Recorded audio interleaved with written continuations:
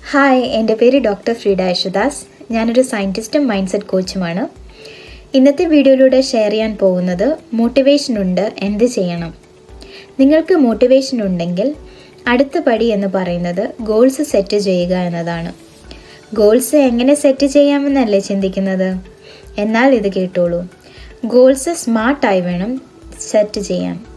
സ്മാർട്ടിൻ്റെ S stands for specific അഥവാ കൃത്യമായ, M stands for measurable അഥവാ അളക്കാവുന്ന, A സ്റ്റാൻഡ്സ് ഫോർ അറ്റൈനബിൾ അഥവാ സാധിക്കുന്ന, R സ്റ്റാൻഡ്സ് ഫോർ റിലവൻറ്റ് അഥവാ പ്രസക്തമായ, T stands for time bound അഥവാ സമയപരിധിയുള്ള.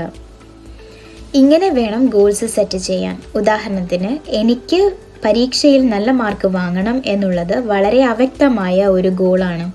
അതിനു പകരം എനിക്ക് അടുത്ത ഫിസിക്സ് പരീക്ഷയിൽ 90% മാർക്ക് വാങ്ങണം, അതിനു വേണ്ടി ഞാൻ എല്ലാ ദിവസവും 2 മണിക്കൂർ പഠിക്കും എന്നുള്ളത് വളരെ സ്മാർട്ടായ ഒരു ഗോളാണ്. ഈ വിഷയത്തെപ്പറ്റി കൂടുതൽ നിങ്ങൾക്ക് അറിയാൻ ആഗ്രഹമുണ്ടെങ്കിൽ മോർ MORE മോർ എന്ന കമൻറ്റ് ബോക്സിൽ കമൻറ്റ് ചെയ്യൂ. Thank you.